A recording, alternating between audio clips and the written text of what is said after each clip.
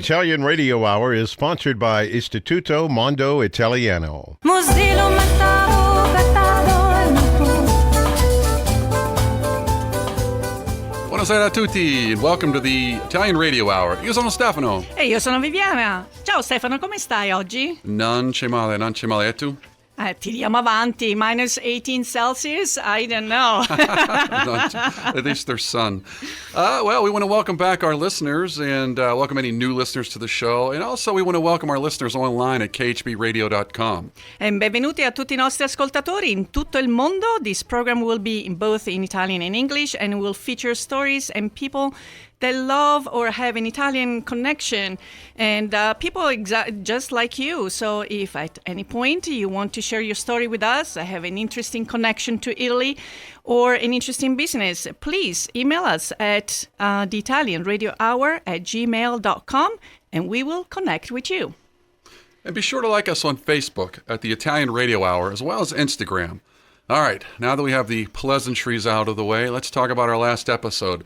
We had Sam Patty from La Prima here. He talked about coffee, and we learned all kinds of stuff about coffee and what else. It was such a delightful conversation. We had so many listeners that sent comments after we posted the link onto the website of the conversation with Patty. Many that listened, callers from out of state that called in, so that's always very appreciated. And do you remember when we talked about that Caffè Sospeso initiative? I do. Yes, so for those of you that maybe are listening to us for the first time, the Caffè Sospeso, or Caffè that is paid forward, is an old tradition that was born in Naples after the Second World War, where someone would buy an additional coffee to leave it there anonymously for anyone that would come in and ask for it. So, well, on behalf of Istituto Mondo Italiano and the Italian Radio Hour, La Prima Espresso has now got their first budget, their little funds for the Caffè Sospeso. So please make sure to check out the location on 21st Street and ask for the Caffè Sospeso. Coffee is the unifier, so make sure you get down there and check it out. And for the record, I do drink coffee down there, and I do like their coffee. Now, the biggest thing that seems to be the most drawing of people listening to the shows besides coffee is what? It is the trivia of the week. All right. And I think the last one was In Bocca al Lupo. And the question is, well, so there's two parts to this. One is, people look at that and they probably put it into their translate and they say, well, I don't understand the mouth of the wolf. So what does it mean and how do you respond? Exactly. So, let me ask you, Stefano, if I wished you in bocca al lupo, what would you say? Well, see, I know the answer. Okay, go for it. All right. Basically, you're telling me good luck. Okay, but how would you answer? And I would say crepi. Okay, so let's give a little bit of information about the origin, what that means, the answer, and so forth.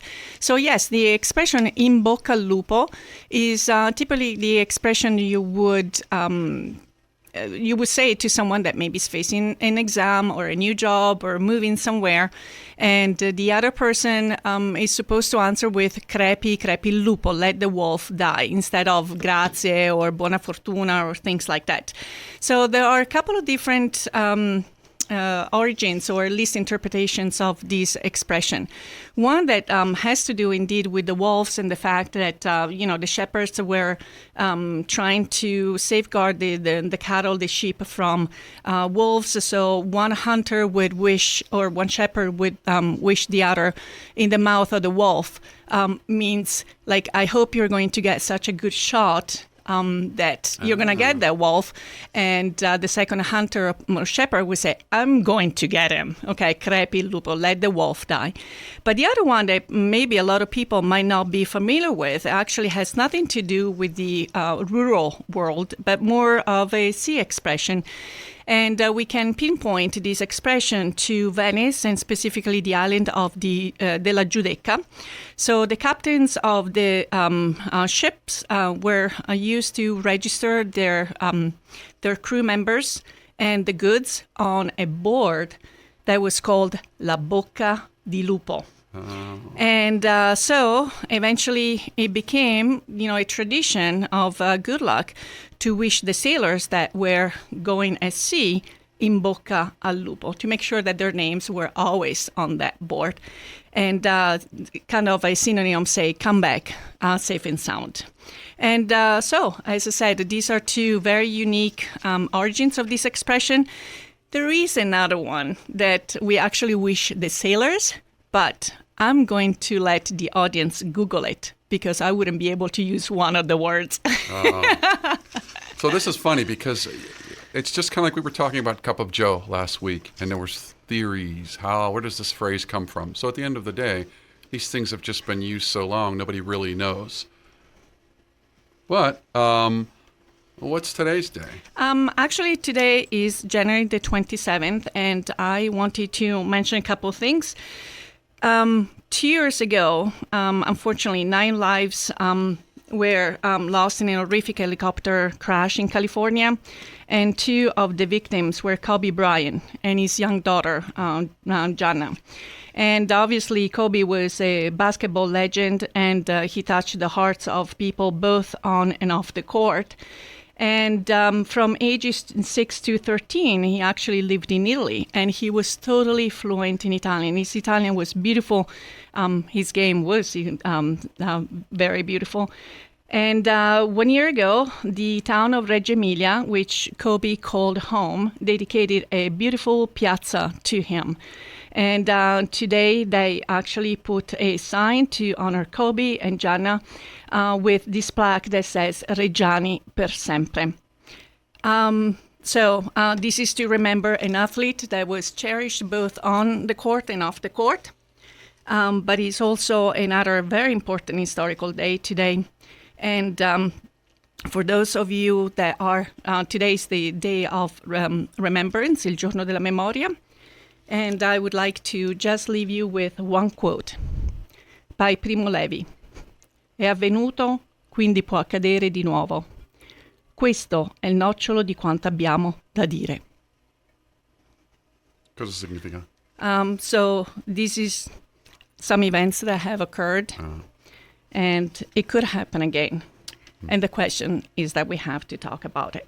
That's all we have to say. Okay, I appreciate that. Well, in a little bit, we're going to have Bob on, but like any good radio program, we would be remiss if we did not celebrate con una pubblicità. Parli italiano? Do you want to learn, improve, or master your Italian? Istituto Mondo Italiano can help. Located in the heart of Regent Square, Mondo Italiano offers small group classes and one-on-one private tutoring to help you learn Italian in no time. Visit us online at www.istitutomondoitaliano.org. Rizzo's Malabar Inn is an Italian restaurant located in Crabtree, PA. It has been owned and operated by the DeFabo family through 5 generations. Since opening in 1935, Rizzo's has become a renowned local landmark of Westmoreland County. Along with a restaurant, banquet, and wedding venue, they are also a full-service catering business. In addition, Rizzo's Malabar Inn operates a successful line of Italian retail products including homemade jarred pasta sauce, frozen pastas, and soups such as gnocchi, cavatelli, ravioli, wedding soup, and pasta fagioli. Look for these Rizzo's Malabar Inn products and more in your local grocery store. And don't forget that this weekend they have their polenta days. So I think I'm going to take a drive, and their menu looks delicious. But it's about to bring our guests on. I'm so excited to have Robert Fragasso, Chairman and Chief Executive Officer of the Fragasso Group. The Fragasso Financial Advisors is an investment management and financial planning firm headquartered in Pittsburgh. How, Bob? Great to have you on the show. How are you? Viviana, thank you for inviting me on. Thank you both for having me on the show. I'm so excited because we go back a long, long time, and I hope that this chat will enable us to go over the many things that you do, that your company does, and a little bit of Pittsburgh market. But usually the first question we're trying to establish or to dig in a little deeper in the connection of our guests to Italy. Can you tell us a little bit about your connection to Italy? Oh, I think it's pretty close. Both of my parents immigrated And my father immigrated from Abruzzo. He came from a farm near Atri in the eastern part of the central Italy. And my mother came from Lucca in Tuscany. They both came as teenagers separately. They met here. My father was older, which was typical of the immigrant experience. He was 20 years older than my mother. And they both had a trade. My dad was a tailor, my mother a seamstress, and that's how they met. So I think she married the boss. And your father married the boss, right? They did work together for a while, then worked separately. And that's so probably I grew up in that whole environment. That's probably where you get to your sense of style. You're always so well dressed and so stylish, always so elegant. So, how was for you growing up Italian? Living in an Italian household, probably having other friends of immigrant communities, whether they were Italians or from other countries, has that left something in you, or the way that you grew up, or the way you do business? Oh, it really has. I mentioned my dad was older, and my mother was older by the time they had me. There was some stillbirths and that sort of thing, and finally they were successful. So I came along when my mother was in her 30s, my dad in my 50s. So I was an only child. And as I say now, I don't share dessert. I'll buy you your own dessert, but I don't share. I'm an only child. And I know it's trendy to share, but I don't do it. So consequently, all of their friends, many of whom were Italian immigrants, if not first generation, the children first generation, then they were second generation. The grandparents had immigrated. So I grew up with all of the traditions. Our closest friends did Christmas Eve. Our house, we did Christmas Day, and on from there. So yeah, there's quite a bit of the Italian connection, but we also had a wide assortment of friends. And my dad had a tailor shop, and when he stopped running a alteration department for the department stores, and he opened a tailor shop. This is back before I was born, and so I grew up. We lived upstairs of the tailor shop, and it was in the inner city. And I grew up waiting on customers and being there where they waited on customers. So it was a very lively upbringing. Well, that's kind of something I always want to ask folks that are the direct, like your parents immigrated here, is a lot of, when a lot of people immigrate here and they have their children here, they want to bring them up in the American culture. And Viviana, and myself, we're always interested in the connection back to Italy.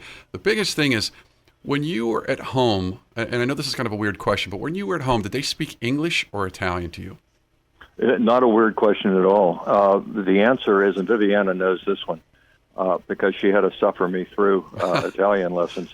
My parents would not speak Italian in the home. They wanted me to have, early on, it was a clear Pittsburgh accent, but a clear American pronunciation, because back then, it wasn't chic to be Italian. And the Italians, there was a ladder that every ethnicity came before the other, and the people who were coming after were trying to put their hands on the ladder, and the people above were putting their feet on the ladder. And so there was a certain amount of jobs, and we see this today. It exists today. So they didn't want me to speak Italian. They didn't want me to use an accent, although, interestingly, Viviana wanted a fact. I learned to speak Italian before I learned to speak English, because my mother took me to Italy when I was had my second birthday there, and that's when I started to really speak. So I spoke, but when I came back, nobody understood me, so I dropped it, and I didn't take it up again until Viviana tried to help me get through restaurants and train stations in Italy. How's it working? How often do you get back? Not often enough, but I've been back quite a few times. The first time, as I said, I was 2, and we sailed at that time. You can remember I'm older, and so I was. This was a couple of years after World War II, and so Italy was devastated. Right. It was war-torn. It was very poor, and we sailed into Naples Harbor. There wasn't regular commercial aircraft, and it was prop. They weren't flying jets at that point. And so you had to go hop across and refuel. So we sailed into Naples Harbor. But before we got into the harbor, many people were so poor and desperate that we were boarded by pirates. Wow. It's a true story. And the crew had to wash them overboard with fire hoses. Poor people. They were, they were doing the wrong thing, but they were starving. And that's what Italy was back then. It was a tough time. So yeah, that was the first time. Fortunately, all the other times have been that was pleasant too. But because I have all the photographs, but the other times were very pleasant, and I still have some relatives there. Not many, but some. Now, for the record, I hate flying, and I would actually prefer to take a ship across the ocean. So just wanted to say that. But. So it looks like I'm with you. Go ahead. Your childhood was, was very interesting, and I know, but maybe you'll share the story that this love for investment management began really, really early in your life. Can you tell us some stories around it? And I think that story, and thank you for asking that question, because it really segues into some of the help we're going to try to give the listeners in our conversation. When I was 10, being tall, I was able to say I was 12, and I got my first paper route. And then I was able to buy some adjacent paper routes, and I was doing pretty well. And it was the rebuilding time in America too. It was America's decade, the 50s. And so I was adding customers, and people were moving, and so I was doing very, very well. And I started to you were able to get Series E government bonds as a paper boy. And so my uncle, another Italian immigrant, also from Abruzzo, said, "I'm patriotic. I served in the war, but you're not buying savings bonds. You're going to buy mutual funds." And so at the age of 11, 12, I started buying mutual funds with my paper route money. And I ended up using it as part of the down payment on my first house years later. Wow. That's an amazing sage story. Advice. Really good. So you reside in Pittsburgh in the South Hills area, right? I do. I'm in the South Hills. So in your opinion, what makes Pittsburgh a great place to reside and to do business? I think Pittsburgh is like a lot of the Mid-Atlantic and central part of the country. There are a lot of really down-home, solid values. I'm of the belief that most people are good, and most people want to help each other. Most people want to do the right thing. Yeah, they want to take care of themselves, and they have responsibilities to their family, but they're not out to do other people. And in the larger cities, that may not be because it's too easy to be anonymous. But here in Pittsburgh, everybody knows each other. And so we have kept that down home. And a lot of it is part of the immigrant experience, too. It doesn't have to be Italian. It could be Ken Gormley, who's the president of Duquesne, recently Duquesne University wrote a book about his Eastern European roots, and it's a fiction work of fiction, but he brought out all of the same values and what people were like and how they looked out for each other. So if you do the right thing and you guard your reputation, you're going to be able to prosper, and people are going to help you. So now let's get a little bit on the conversations. I wish we had much more time, but you have been in this in your field for over 5 decades. So how has It'll be 50 years in March. Okay, so you'll be Just a few years. That's not counting the paper route time. That's I was actually adding that. Have you seen shifts or different trends, or how has your profession maybe changed since you started? What might be? Oh, significantly. Yeah. Oh, I'm sorry. I didn't mean to tramp on your No. It was just, especially what has happened in the last 2 years is something unprecedented that no one could anticipate. So how would you, again, what's your opinion about where we are now that we have about 2 years of pandemic behind us versus maybe last year or at the beginning, and how's that affected the market, and obviously has affected all of us, the economy, the individuals, and the job market and everything. So do you want to comment on that, where we're Sure. at now, and maybe some good lessons learned or other things that we should continue to do better? Absolutely. Let me take the first part of your question, and that is that the industry and what it offers to investors has changed significantly over the 5 decades that I've done this.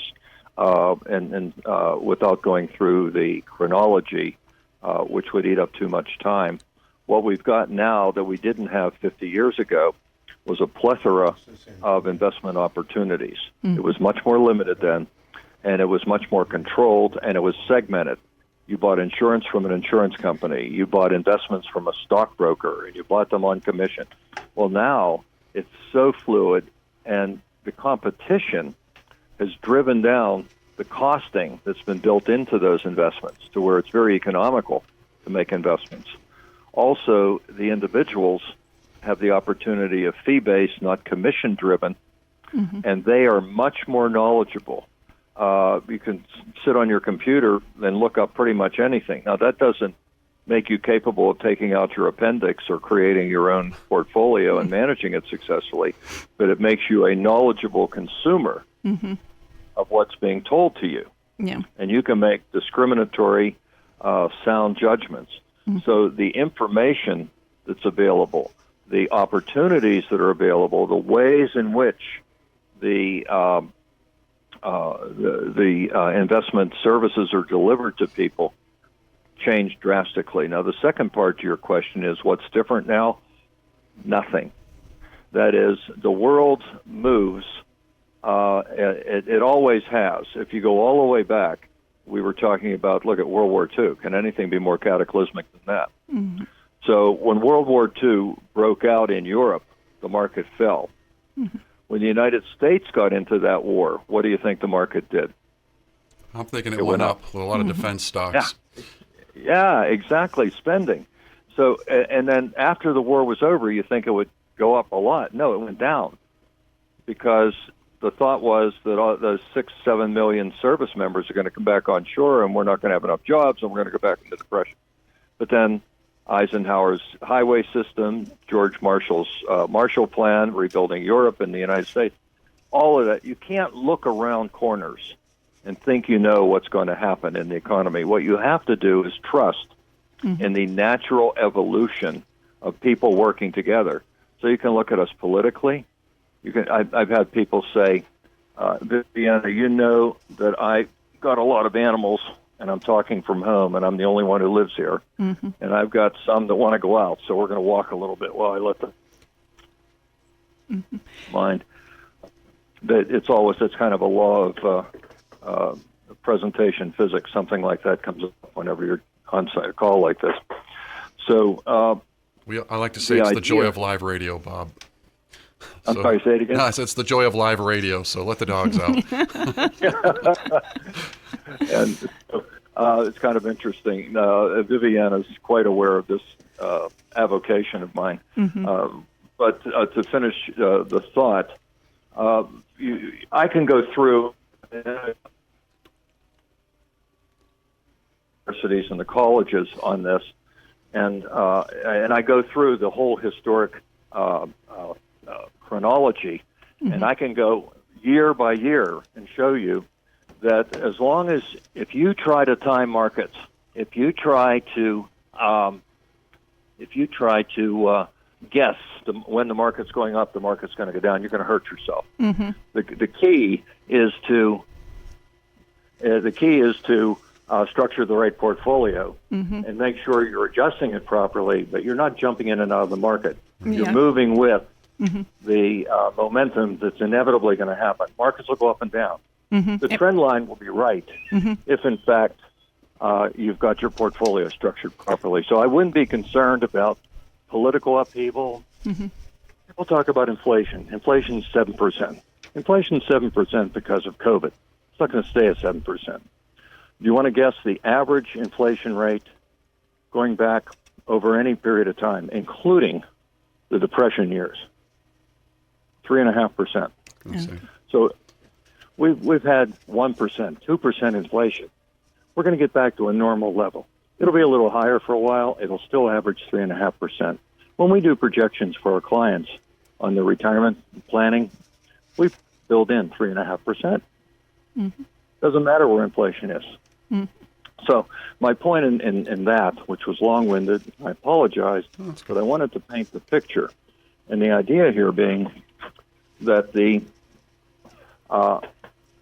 principles that are in the textbooks, there's a reason why they got into the textbook, are the ones we want to follow, not trendy, fatty, hysterical type information that oftentimes gets peddled to capture eyeballs and ears.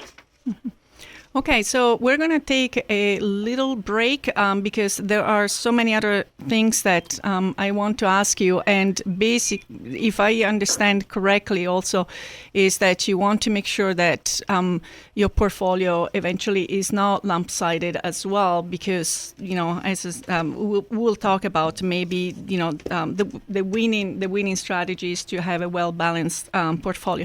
But a little commercial break right now. Applying for dual citizenship? Need documents translated? Istituto Mondo Italiano provides certified translation and interpretation services in 20 different languages. Be sure to visit us at istitutomondoitaliano.org. Do you have a special event coming up this year? Mom and Dad's wedding anniversary? A family reunion? A wedding or an engagement party? That special birthday celebration? Live accordion music by me, Eduardo, can add that special touch. Quiet music for cocktails and dining, or tangos, polkas, and mazurkas for dancing will say thank you to your guests in a special way. And you'll get the sound of a complete band for the price of an accordion player. My telephone number is 412-687-6416. See and hear me on my website, eduardomusic.com.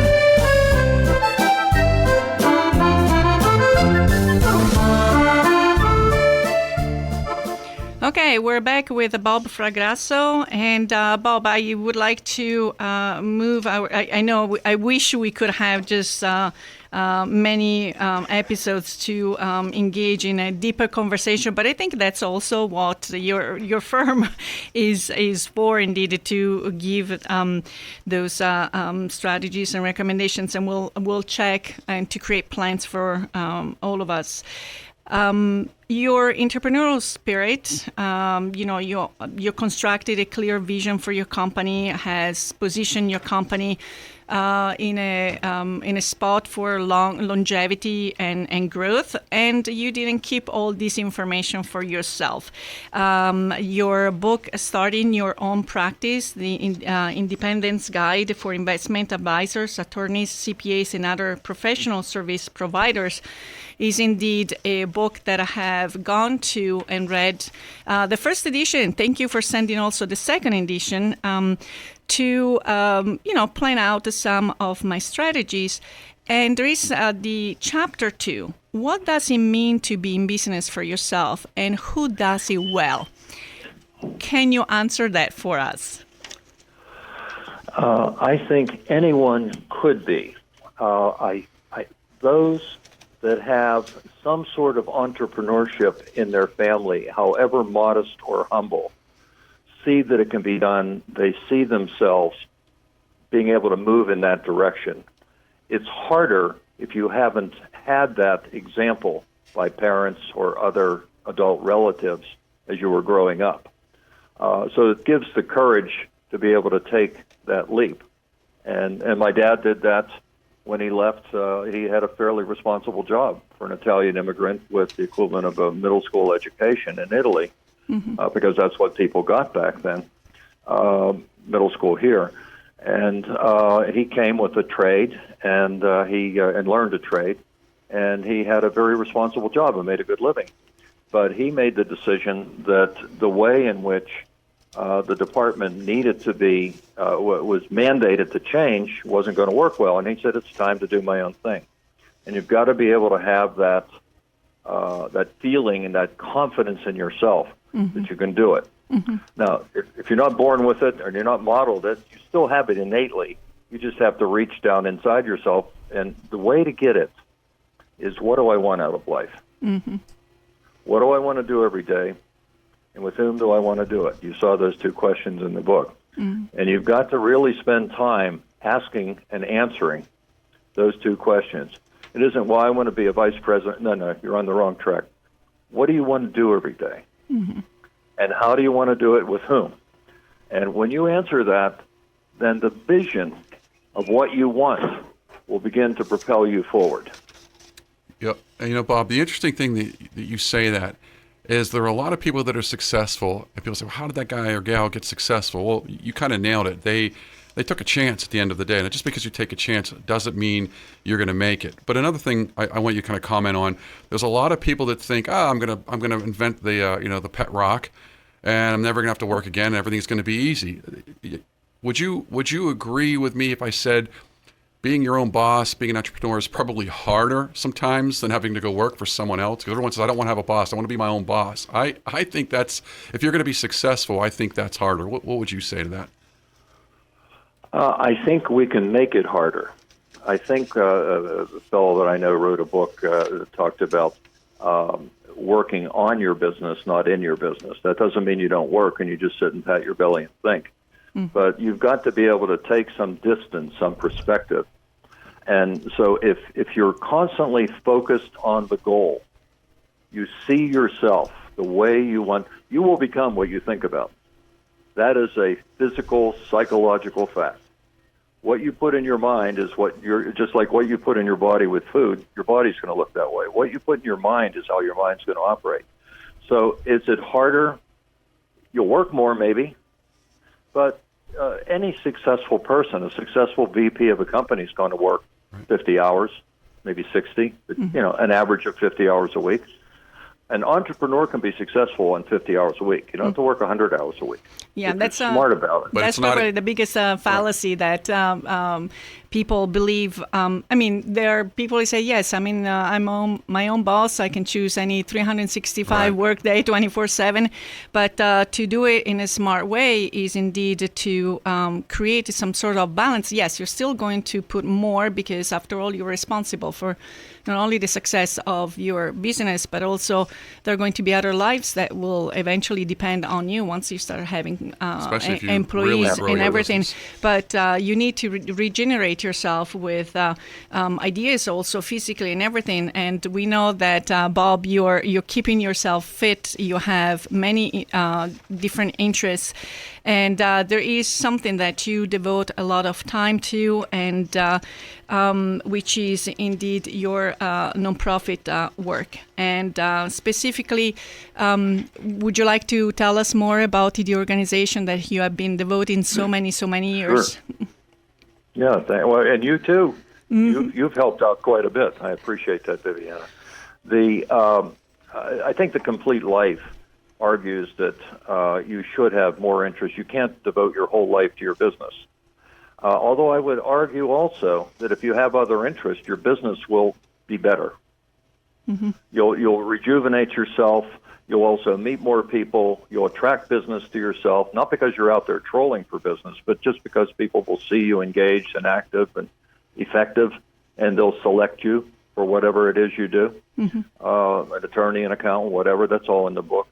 The concept of getting involved makes it a more full life. And you also are spending time with people who like the same things you do, who are passionate about the same things you are. And boy, that's a lot of fun. So that's not work either. And we all have enough time to do these things. There's a paradox. Does anybody have too much time? No, none of us have enough time. Well, does anybody have more time than anyone else? No, we all have 24 hours. The question isn't time management, it's activities management. So what you put in that 24 hours is going to determine the outcome. So, yeah, there's time to do all those things.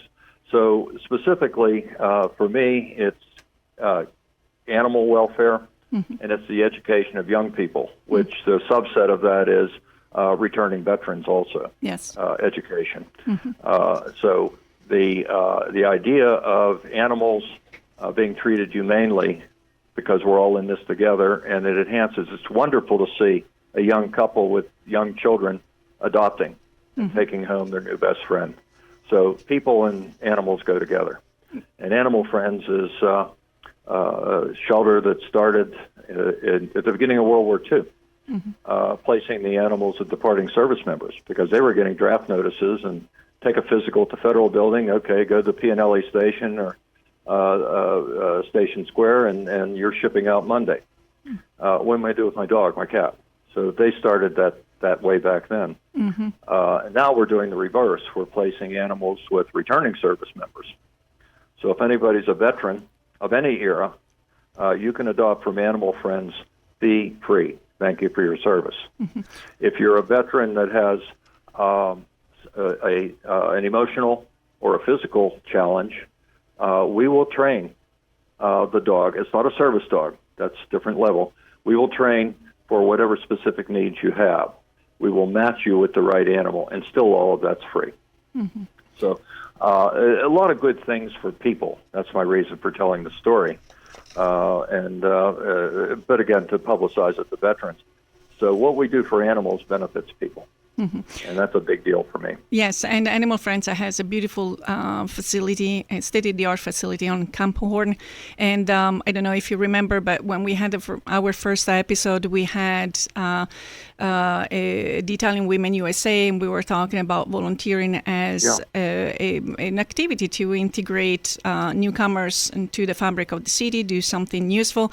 So I will probably ping you again offline to you graciously offer to maybe be our, the go-to person when we're ready to come and bring a team and put our talents to use. Absolutely. Okay.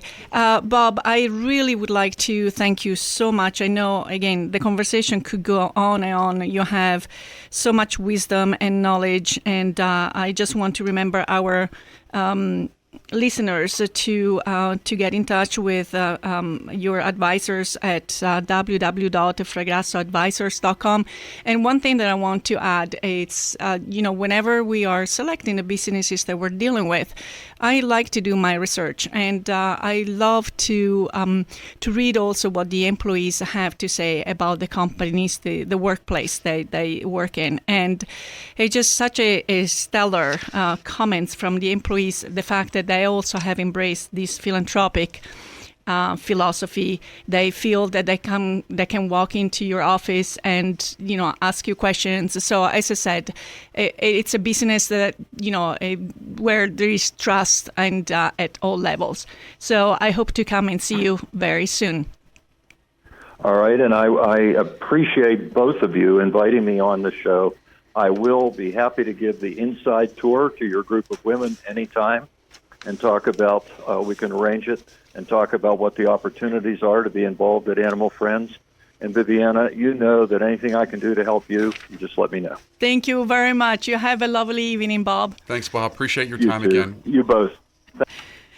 Okay, so this was such a nice conversation, and we have to switch topic completely, and I'm going to say I scream, you scream, he screams, we all scream. It's time to talk about some gelato. Stefan, I'm going to give you a mission. Just go outside. There is a little bag that is sitting on the fresh snow. Bring it in as we're bringing our next guest, Antonio. Antonio, are you with us? Yes, I am. Grazie. Grazie per la tua pazienza. And Leanne can also join us if she wants to call in. We would love to have your wife on the line with us. So Antonio and I and Leanne met about 10 years ago when they moved from Naples to Lebanon. So there are South Hills residents as well. And at that time, Antonio, you were a software engineer, okay? 10 years later, a little bit of pandemic in between, you now are the founder of a beautiful but small gelato manufacturing adventure called Piccola Piazza.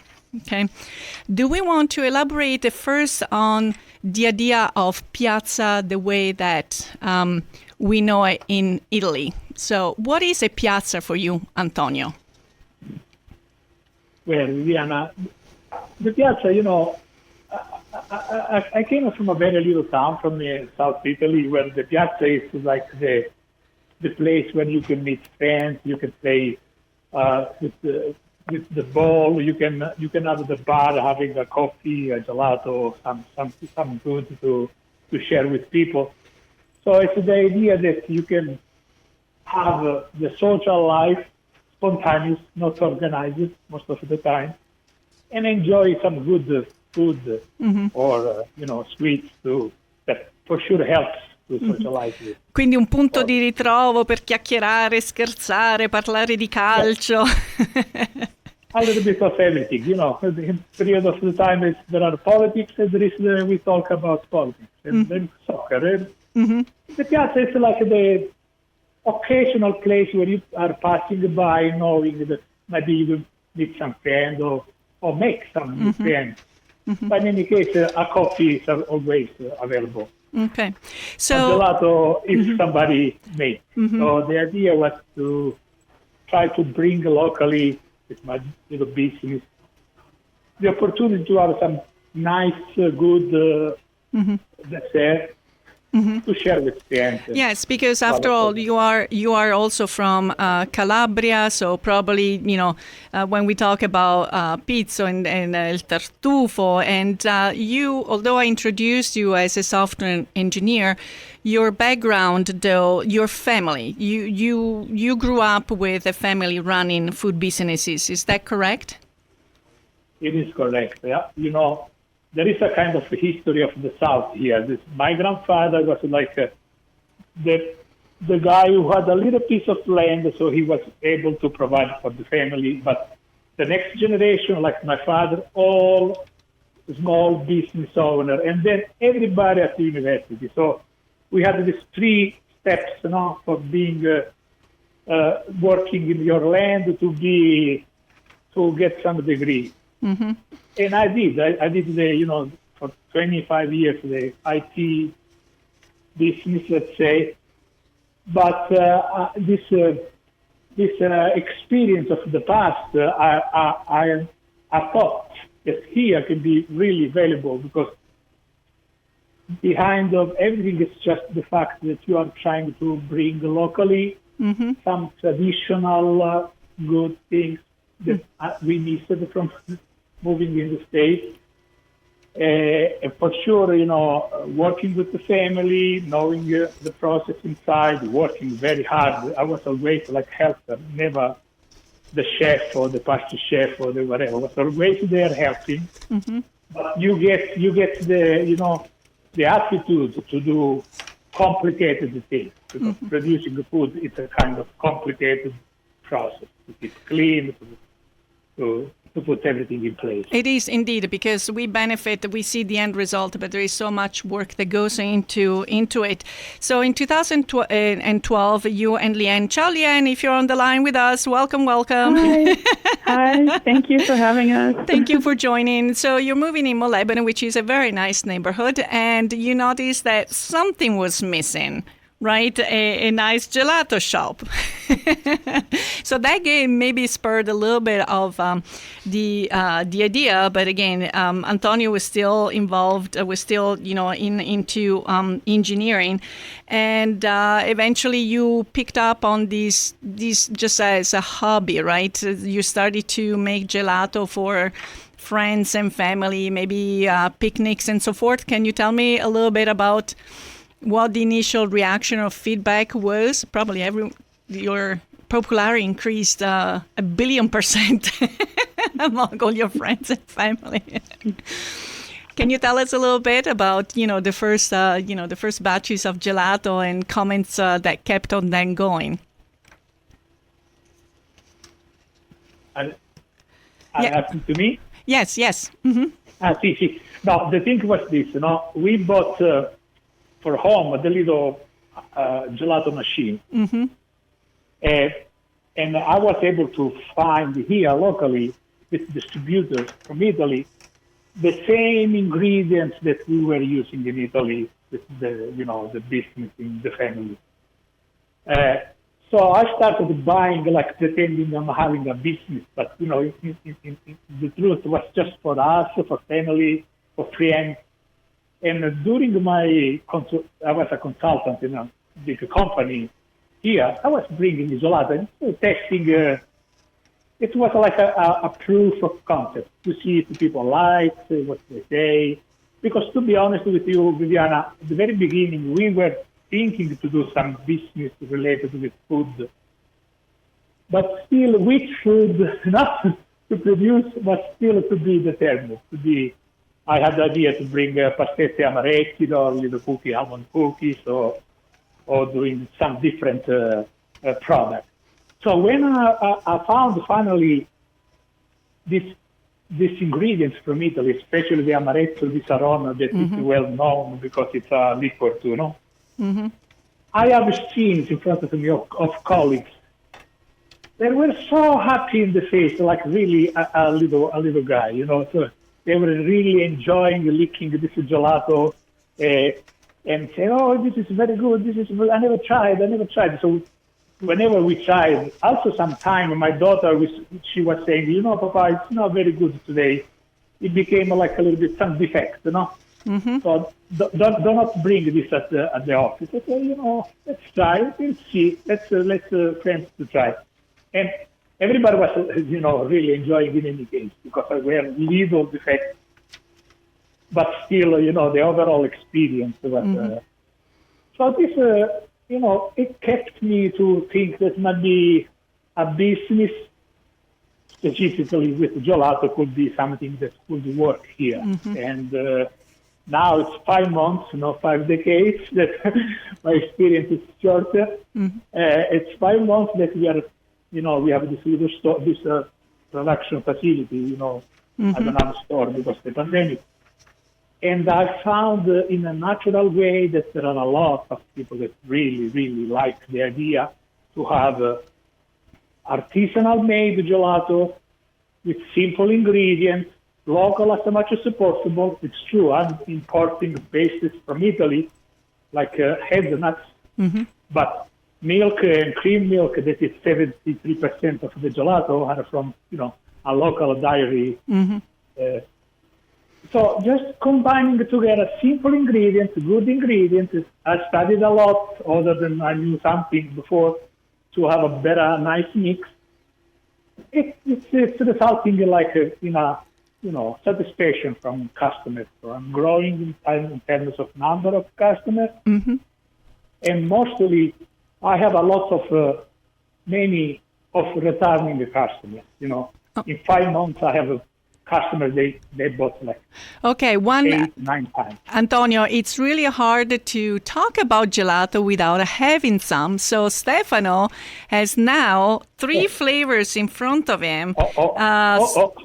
Because I brought I came and I was so curious and we were so blown away. So I brought him mora, blackberry, gianduia, and limone. Which one would you like to start from, Stefano? Are you a fruity or a creamy gelato person? Do I get to try all 3? Yes. Oh, well, then let's start with the limone. Limone. Let's go to the Amalfi Coast. Perfetto. And I'm going to go for the gianduia. So need a shot of limoncello and we'll be in heaven. So here the audience is going to get our reaction live.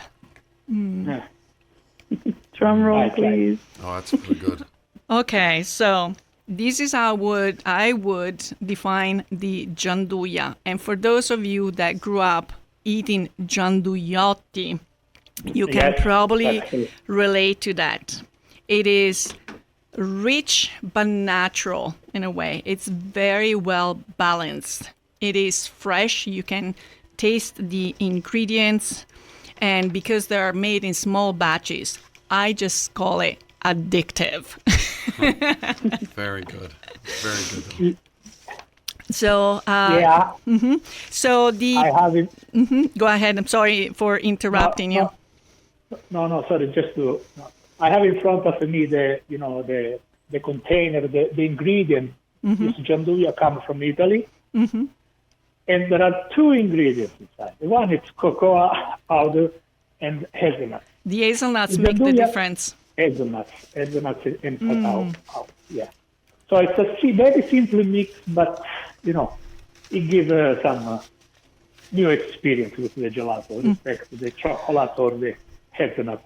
So it's a mix. Yes, so for those of you who would like to try this wonderful experience of the gelato on demand, people can go online at the Piccola Piazza. And then I think you have, because you make these flavors fresh, I like the idea for two reasons. One, for the quality of the product, that it's always a fresh product. And two, there is less waste. Because you are filling the customers' orders as they come in. So right now, this is online, is the way for you to order this fantastic gelato from Piccola Piazza. I'm sure we'll have you back at some point, because today we cut it a little short. We just want to dive in. Maybe we'll catch up with you when to talk about truffles, and maybe to Tartufi talk a little more about Calabria and so forth. But I wanted to thank you both, Antonio and Leanne. And Thank you. and so, any one last sentence. When we have 1 minute to go, that something you would like to tell your customers. Just one simple thing. You said I changed my job. I was an IT consultant. I'm doing gelato. But the driver is to try to do something that people like, so I can be happy. It's for sharing a nice experience. The driver is mostly this, then the business aspects that are important, because I have a family. But for me, making gelato, it is a way to share happiness as long as possible, especially this dark moment of a pandemic that, Yes. we can't really stay with people. So just this gelato as a way to communicate, to share something Italian good too, because I like it. Benissimo, gelato e felicità. So we have to go. We thank you very much, and I'll Thank come you. and definitely see you again in the South Hills. Again, thank you very much. And it's almost time for us to say arrivederci alla prossima. But again, before we leave, if you have a story to tell, if you want to come on the show, if you have a success story, please don't forget to email us at theitalianradiohour@gmail.com. If you're interested in sponsoring an episode, again, that's theitalianradiohour@gmail.com. Viviana, really quickly, who's going to be our guest next week? So in the next week, as we were talking today about integration, people that came here, we're actually going to have 4 young men that go from the elementary to all the way to college to talk about their move to Italy. Then we will have the founder of the Dragon's Den, a fantastic facility in Homestead. And but again, right now I would like to thank our guests, Bob Fragasso, Antonio e Leanne, our sponsors, Istituto Mondo Italiano, Rizzo Malabar, in Hank Edwards and Alla Buara for the music. And also, if you have missed today's episode, you can always catch it on to the Istituto Mondo Italiano website. Just click on the Italian Radio Hour tab. And now, before we go, the trivia of today. What are you not supposed to do when someone says acqua in bocca? Be the first one to answer correctly. Send us an email at theitalianradiohour@gmail.com. Again, I want to thank our guests, and we look forward to reading your answers. And a reminder, if you are not in the Pittsburgh area or might be traveling, remember to catch us streaming live at khbradio.com every Thursday at 5 p.m. And be sure to like us at Facebook at the Italian Radio Hour. Till next time, alla prossima. Ciao, ciao.